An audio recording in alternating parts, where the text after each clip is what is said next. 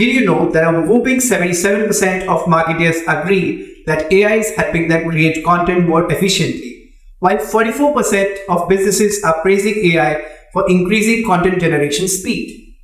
We are definitely the fortunate ones because we are actually witnessing this thrilling transformation from this sci-fi dream to a reality as AI and ML today is carving its own space in different dimensions of life. From social media posts, microblogs to small videos and quizzes, these different content formats are shaping a new era of bite-sized content which is captivating and concise, or we can say it is captivating because it is concise. Welcome back everyone, I'm Manas And I'm TWiD. and today we are going to delve into the nitty-gritty of short-form content and transformative role of AI.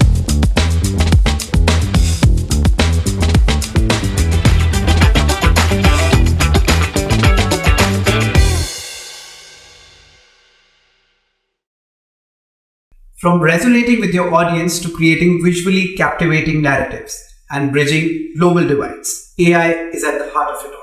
When talking about short-form content, what tops the list is visual content. The audience today connects and engages with brands that offer videos and some more videos. Undeniably, one of the most fascinating shifts in content marketing is visual enhancement. We're witnessing a surge in visually appealing content across platforms. And that brings us to the first and most impactful means to master short-form content. It should not be a surprise that 58% of the marketers tend to, going for more visual elements overall. We have also seen that AI assists creators in matching the narratives with the visual components. A very classic case in point is artflow.ai, which matches the narratives with the visual elements and weaves the story together. True, AI also adds elements of interactivity to content. We have various tools and technologies like Slido and Quizzle that allows creators to weave in quizzes, mini questions, and those kind of elements which increases the experience, enhances how the audience feels and engages with the piece. Yeah, like I just quote another example of digital people. It's like an AI tool which creates digital avatars. So, if there is a narrative which is there, the tool will help you enhance the narrative with visual elements, which then weaves into a story altogether. I think next, let's talk about content personalization and what we've seen during the entire consumer journey. In the classic, old school way of the idea model, awareness, interest, desire, and action, content needs to be optimized for each of the service, like each of the stages of the consumer as well. And what AI has done these days that they have created templates. Also, there's an entire bit of machine learning which goes into it, which customizes content for the final consumer at the stage it is, with the brand. So, if you look at HubSpot as an example, we can create content maps, in the sense that what sort of content will go to each of the customers. And what it leads to is it leads to actually hyper-personalization of what we want to do as a part of the consumer journey through content which we deliver out to the customer. Not just hyper-personalization, I feel we have 83% of users who are willingly sharing their data so that they get that customized experience. And with this user behavior, marketers can also use AI to have more user-generated content. Now, what that does is you have different ways to engage and connect with the audience with the right content which is generated by them. Right. I've also mentioned in one of the earlier TWiDs that classic case is Zomato. In the evening they'll send you a message which is customized to you that if you want to eat samosas that they're eating. Like they'll have APIs integrated of weather forecast along with what's happening on ground, and they'll customize those messages, or maybe the system is customizing the message to send it out to you, which for me it's a prompt. It's inciting me to probably go out, work with the market, or probably go on to Zomato and order that thing, which in a way helps me buy a thing also for a brand to sell more things to. Of course, users actually want the brand to talk to them, and if it's a personalized message, what's better than that? Yeah. Next, I think next let's talk about enhanced audience targeting, and this is something which has been there for a while. It's not like a recent term. Google and Facebook have put in tons and tons of money to organize and create enhanced audience targeting. Be it the AAA campaign on Facebook or the UAC campaign on Google. Or maybe tools like Delp.ai, which uses machine learning, which uses a lot of optimization steps creates cohorts of audience altogether and gives you a customized audience targeting, which probably you just have to define the audience, and the system will decide basis the audience behavior, basis the audience feedback to the brand, maybe what the competition is doing, and algorithmically, by automation, they'll be able to arrive at a certain cohort of things or a certain combination of inventories which are there in the media, be it like the search campaign which is there, or a display campaign, or a video.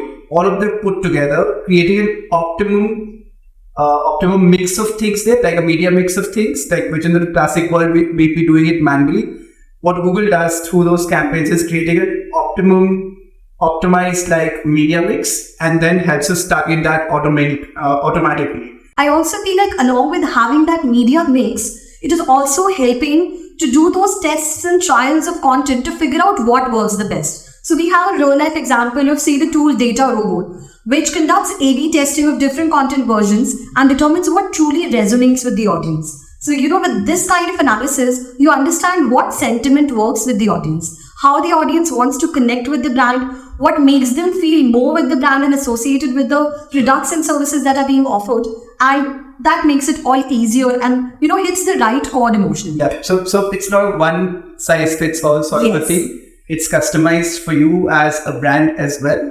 And, we need to be mindful that we do A/B testing on whatever suggestions the system is going to us. We can't be blatantly following what the system tells us, because it's also a machine. It's like garbage in, garbage out. And, whatever the information the system has, that will translate into AI eventually. So we need to be mindful that whenever we do, try it out, test it out, we need to do an A/B testing of things, maybe our creatives, maybe our targeting as well, add on whatever is available in AAA campaigns and UAC campaigns, and then figure out what we need to go ahead with. Lastly, let's talk about the multilingual and cultural engagement. We've seen that in the recent Google ad as well, they're representing that the system is intelligent enough to convert one language into multidisciplinary languages, like maybe some 10 odd languages, especially in case of India, in which the ethnicities and the language barriers are there. It helps the brand identify the best, say, 10 languages catering to their target audience and customize it, for their benefit. So I think that's a classic case. And we also know about the DeepL as one of the AI tools, which is used primarily to convert one language into multiple languages, maybe 10 or 15 or so ever. And what has happened is that these AI tools these days are intelligent enough to have those cultural nuances fitted in the system, which I think was missing earlier as well with the Google Translator. While you can just put something in English on a Google Translator, the actual thing and the grammatical errors and the meaning of the entire thing actually changed, because it was word-to-word conversion. What the systems have done, they've put in certain cultural nuances into it, certain elements which are local in nature, and made it as close as possible to what probably a human being would have done in terms of translation. Exactly. When you talk about picking cultural nuances, there are tools and technologies like Transformative. These platforms, they take up those cultural subtleties and regional preferences, and marketers can make so much use of it, putting into their content strategies. So when you develop your entire content strategies, keeping those cultural nuances in mind, of course, you're hitting the right code and you're connecting with your customers way better. No, absolutely. I absolutely agree with the way the trend has been going on AI and the way it has been functioning as well. What we need to do as individuals and marketers probably be the best judge of whatever we get in terms of the output out of it. Believing in AI completely, I think, is a misjudgment. Even in content, I'd say that it helps in the entire process of research, but the duplication which comes with it, the grammar which is being there, the relevance and content which goes along with it, those are some things which human intervention is definitely required to create. And, I'd say that if you have a hub of resources, probably a hub of some 10,000 odd articles, put it in a server, let the machine learn as to what you want for a specific client as a feedback, or, as a line of thought, as a line of communication. And then let the system do its magic after that, and probably see that whatever comes as an output, is it as close as possible to the manual content which probably was being done by a content writer. With this, the discussion has come to an end, and it is probably safe to state that with AI serving as a content creation assistant, the entire landscape of content creation is likely set to undergo a great shift.